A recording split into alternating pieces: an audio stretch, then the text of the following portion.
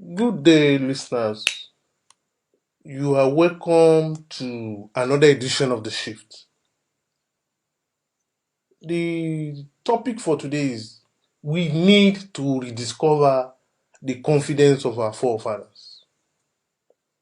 Again, the topic for today is we need to rediscover the confidence of our forefathers.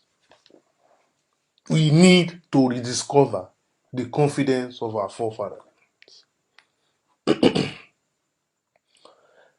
Our forefathers never had or know anything about science. There was no book for them to read. There was no school to attend. There was no professor, no lecturer, no form of exposure expedition, as we know it today anyway.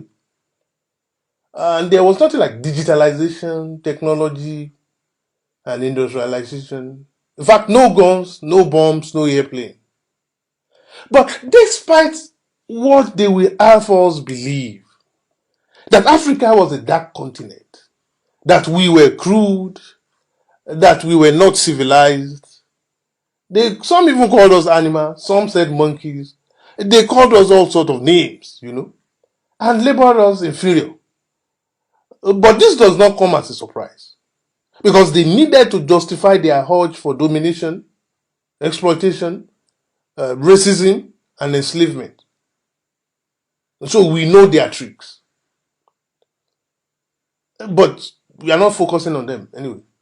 These men, these African giants, these our forefathers, created a community without a ghetto.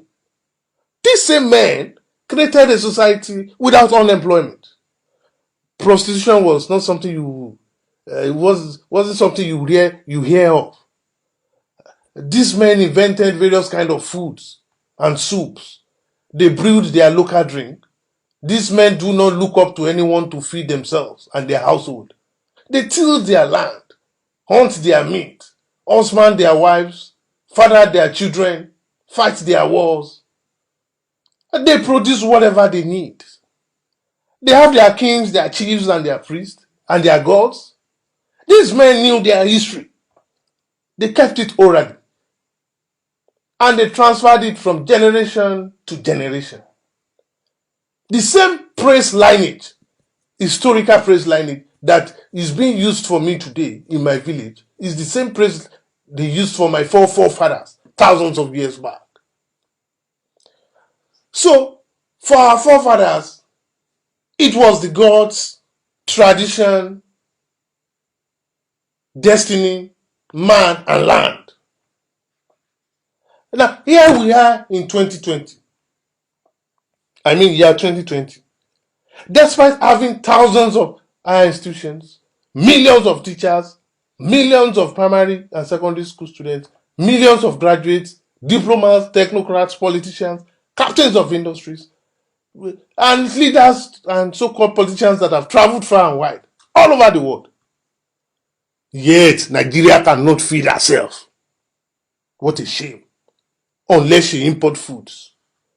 In fact, Nigeria cannot govern ourselves. Maybe we have to go and look for white man again to govern us properly. Because since independence, all we have produced are thieves, looters, and mediocres. And they are everywhere. And they are regenerating themselves within their family. And they are perpetuating themselves in power. We cannot secure ourselves. Banditry, kidnapping, terrorism, all forms of vices. We can't educate our children properly. We now wear a borrowed fashion. We cannot invent or discover any new thing. We are distorted versions of Europeans. Come, let us weep for Africa. A vast land of real men, and that have been turned to the land of poverty, wars, and weaklings, and small children that love toys. And we want to build refinery. Off, we run to Europe. You want to build bridge. Off, we run to Germany. We want to build information technology center. Off, we run to India. We want to construct a diesel engine. Off, we run to Brazil. It is so bad that a black man will steal and loot what belongs to his fellow Africans. He will steal from the land of his ancestors, the land of his forefathers, the land of his fathers, and he will pack, he will pack the commonwealth of his fathers, forefathers, his brothers, his sisters, his relations, and the community. He will even steal from the future of his children, and he will pack it to Europe and America, Dubai and elsewhere. I mean, for God's sake, what is wrong with the black man? The same way they pack our forefathers across the Atlantic is the same way our resources are flying over the Atlantic. This generation is suffering from inferiority complex. And this generation is suffering from colonial mentality. This generation is still suffering from the hangover of slavery. Make no mistake, Nigeria and Africa have more than enough to transform the country and the continent. But unfortunately, we have inferior leaders. We say we have acquired knowledge, yet we use it to ruin our homeland. We say we have acquired civilization, yet we are in need to destroy ourselves. Look at them. All of them who said they went to school, all of them who said they went to acquire knowledge, they are the ones who ruined this country. They went to Stanford after their military training. Some of them went to Oxford, Harvard, Cambridge, and they came back to ruin Nigeria. As a matter of fact, it's all those that went to school that ruined Nigeria. And look at our forefathers. Without any education, they were able to secure themselves, provide for themselves, and had the confidence of their history. You see, this new generation, when compared with the whole generation of Africa, are too weak, morally, physically, spiritually, and collectively. One of our greatest problems is that an average Nigerian does not even believe in himself.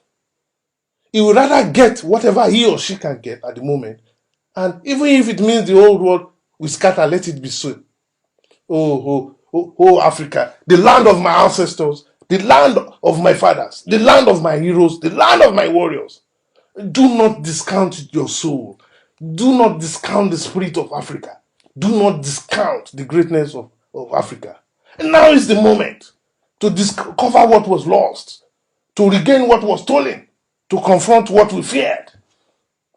Our forefathers did far better when they were on their own than we are doing. And above all, Africans are fast losing their cultural identity. We now have a whitewashed black man, or what I call a distorted European. You see, we need to rediscover the confidence of our forefathers. The black man needs to believe in himself. The black man must learn to look inward. And the black man must be inspired by their own history.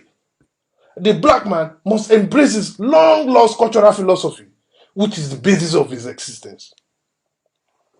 Thank you very much. My name is Abidemi Adebola, advocating for the second independence of Nigeria.